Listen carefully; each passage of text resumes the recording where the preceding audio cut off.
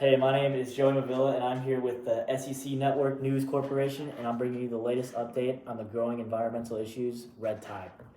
Today, we'll take a closer look into what's causing and how it's affecting our oceans and communities, and what can be done to stop it. We've brought on our local scientists and analysts here, I'm Seth, and he will be answering a couple of questions about red tide today. So our first question is, what is red tide and what organism is commonly responsible for it? Okay, so red tide is an algae bloom that happens in normally warmer waters. Scientific definition of that is it is a microscopic algae called dinoflagellates. Basically, what happens is it blooms a lot and it starts blooming rapidly, and then it takes over an entire bay of water. Wow. Our second question here today is, how can climate change make red tide events more frequent or more severe? Well, so as the water heats up, that speeds up that growth. So the warmer that water gets, the easier it is for it to spread. Yeah. The colder the water gets, the more condensed it is, and you'll only get it in, let's say, 1 square mile of water, not 50. So if Charlotte Harbor, we're talking, it might be in one creek up in Bulls Bay.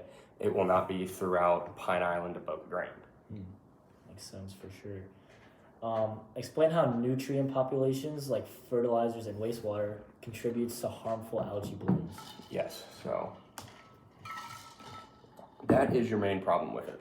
The more, I guess you could say, crap you put into the water, the more likely it is to bloom. We see main problem with that with water dumpage from various lakes and chains into the oceans where, let's say families living on a private lake, dad wants his lawn to be perfect, and so he starts dumping all kinds of fertilizer, all kinds of seeds, all kinds of anything you can think of into his lawn. Well, when he goes to spray all that off or it rains, there's only one place for it to go, in the lake. Yeah. Wow. What are at least 3 major effects red tide has on the environment, sea life, and human health? Okay, yes. So, as it relates to the water, it first of all kills fish. Yeah. What red tide specifically does is it takes oxygen out of the water. So, there are some fish that are more likely to survive it. For example, a dolphin who breathes air mainly. They won't see as big of an issue. Tarpon as well. Tarpon can breathe air. They, cannot be their main source, so they can survive a little longer in it. Other fish, for example, snook, redfish, trout, your greenbacks, your mullet, they'll all die very quick. You'll go to a marina that's back up in the harbor and you will see flat water of dead mullet. It also affects humans. It can be hard on lungs. A few years back, we had a big spread of it down in Charlotte Harbor, and it would make it to the point where if you were on the water, you were coughing your behind off because it made it hard to breathe. I bet, for sure. With this happening, where does it just come from? Does it fall from the sky, or what happens? No, like I said, it is an algae bloom, so it kind of naturally shows up. We attribute a lot of it to Lake Okeechobee, unfortunately. Lake Okeechobee, a long time ago, developed a lock system with various water dikes and water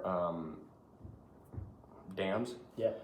What that does is that pulls water in from the Kissimmee River, from the Chattahoochee River, and from the Myakka River, and holds the water, and when the water level in Lake Okeechobee gets too high, it dumps it back out, and dumps it back out through different rivers and canal systems and channel systems. That the main 2 coming from Okeechobee dump out in the east coast of Florida near Jupiter, and on the west coast of Florida near Captiva. Wow. Then with this being such a big problem, how can it really be controlled? Is there any way to control it, or does it just go away naturally? No, there's a way to control it. As the water gets hotter, it's definitely harder and harder to, stop mass spread. Once it initially happens, if that water's hot, it's going to spread. There are things you can do to reduce the chance of the initial bloom happening, and that is, you cut back on fertilizer and you cut back on water dumping and you contain water in lakes and you don't dump it in the saltwater. All right, and then our final question here is, how does it just go away? How does it be resolved?